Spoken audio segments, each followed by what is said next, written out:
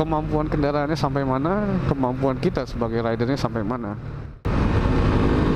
Terus tiba-tiba di jalan ada yang manas-manasin ikutan panas, ya goblok namanya.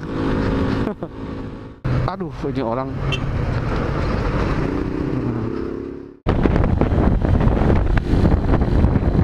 Selamat datang kembali di Motsuba ID. Jalan Pantura dari barat mengarah ke timur. Sudah sampai di daerah Cikarang menuju Karawang. Oke.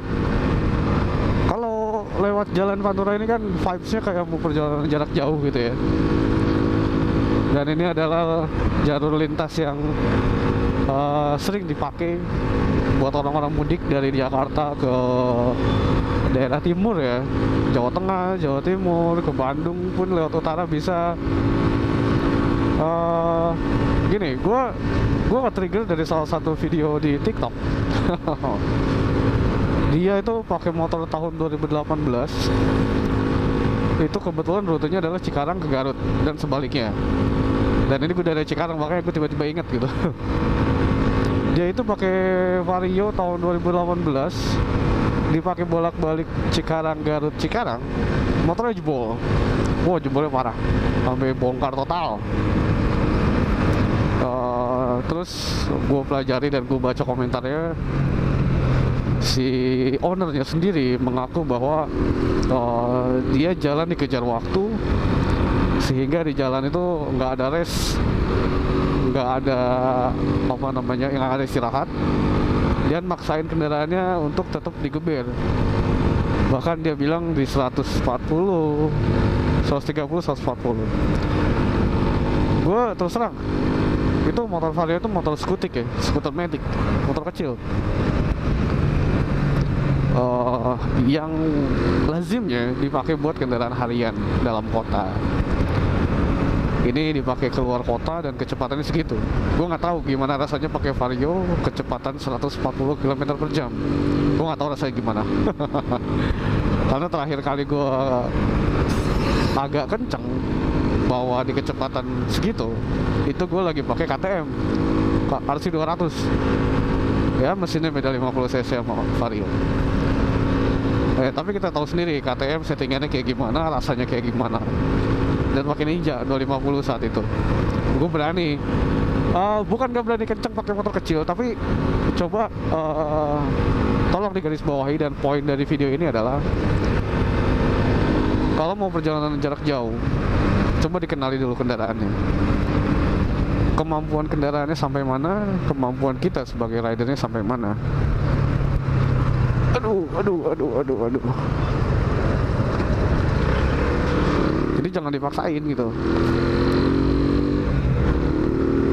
Kenapa kita harus kenal kendaraannya dan kemampuan kita? Ya menghindari hal-hal kayak gitu. Pertama, di kendaraannya kita harus kenal agar kita nggak maksain. Kendaraan kecil dibawa ngebut tuh gimana rasanya? Dan dampaknya ya buruk kan jadinya. Yang tadinya mau ngejar waktu jadi nggak kekejar waktunya karena kendaraannya jebol. Alhasil misi tidak tercapai, ya nggak? Terus kenapa kita harus mengenali kemampuan kita? Main belok aja si Rocky nih. Nah, kenapa kita harus kenali kemampuan kita? Pertama, kita juga harus tahu energi kita tuh sampai mana. Jangan terlalu dipaksa sampai nggak istirahat sama sekali, itu nggak bagus. Sampai kejadian microchip di jalan, itu kan fatal akibatnya gitu. Nyawa kita yang jadi konsekuensinya. Nah, istirahat teratur itu juga perlu. Sekarang gue tanya deh,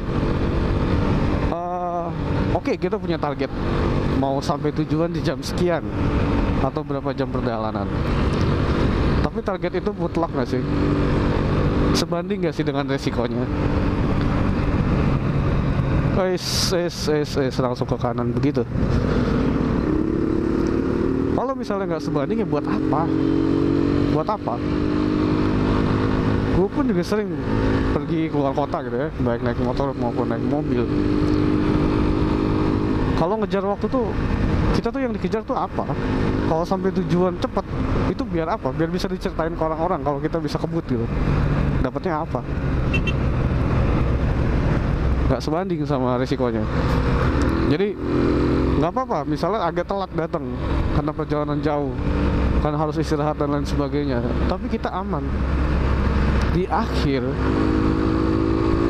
badan kita aman, fisik kita aman, kita juga selamat. Itu lebih penting dibandingin kita bisa sampai tujuan di waktu yang sangat cepat, gitu kan. Terus tipsnya apa? Yang pertama, saatnya istirahat. Bawa motor misalnya 2 jam 3 jam capek, ya istirahat, gak usah dipaksain gitu. Motornya juga biar istirahat, biar agak adem. Terus jangan dipaksain, motor kecil tuh jangan dipaksain bro. Makanya kadang gue riding misalnya sekarang pakai Benelli nih, mesinnya cuma 150 cc. Terus gue tahu jarak yang gue tempuh itu jauh, ya udah jalan di rata-rata 80 aja, emang kenapa gitu? Apa salahnya gitu? Kita disalip orang panas, ya biarin aja. Orang mau jalan kenceng ya silahkan. Yang tahu kondisi saat kita riding itu kita sendiri.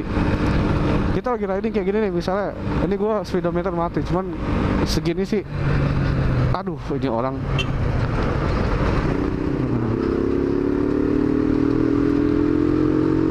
Misalnya sekarang kita lagi kecepatan 70 sampai 80 misalnya. Tiba-tiba ada orang naik motor dengan mesin yang lebih kecil misal, nyalip kita nih dengan arogannya gitu. Terus kita mau kejar gitu. Buat apa anjir? Buat apa? Dia mungkin nyalip lu jalan kenceng arogan karena tujuan mereka deket. Jalan cuma 5-10 kilo, misalnya mereka kebut ya bentar-bentar juga istirahat, nanti mesinnya adem lagi. Lagi kita perjalanan masih 200 kilo lagi, mau ngikut-ngikut ngebut kayak gitu, jebol motor lu bro. Jadi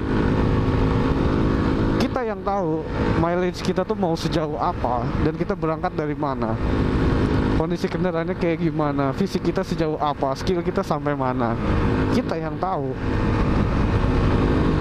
Terus tiba-tiba di jalan ada yang manas-manasin ikutan panas, ya goblok namanya. Gitu. Jadi kalau gua prinsipnya saat di jalan, tujuan utama kita berkendara itu sampai tujuan dengan aman selamat. Itu dulu. Selanjutnya, kalau kita bisa berkendara dengan lebih cepat itu bonus, ya kan? Kalau kita di jalan bisa nemu jalan kali gue nikang sana nikung sini dengan mulus, itu bonus. Kita bisa nikmatin perjalanan. Tapi tujuan utamanya adalah sampai tujuan dengan aman dan selamat. Sisanya bonus. Lah ini datang orang goblok, bawa motor kecil, dipaksa kenceng. Untung gitu ya. Untung saat kebut nih bawa motor metik kecil gitu kan, 140, 150 bahkan. Untung bisa ngerem. Karena motor dengan kapasitas mesin kecil itu nggak ada desain pengeremangannya untuk bisa meredam kecepatan yang tinggi gitu. Karena bukan itu tujuan penggunaannya, bukan peruntukannya. Penekanan gue dari perjalanan jauh adalah kenali kendaraannya, kenali diri kita sebagai ridernya. Terus tujuan utamanya adalah sampai tujuan dengan aman dan selamat. Gitu. Jadi kurang-kurangin lah kegoblokan kebut-kebutan pakai motor kecil. Nyari apa sih? Oke. Barangkali itu yang bisa gue share. Perjalanan gue tinggal sedikit lagi, dan gue akhiri sampai di sini. Mohon maaf kalau ada kata-kata yang kurang berkenan atau yang punya pengetahuan dan pengalaman lebih. Silakan tulis di kolom komentar. Gue senantiasa terbuka menerima masukan, kritik, saran, dan lain sebagainya. Oke, sampai jumpa di video berikutnya dan bye-bye.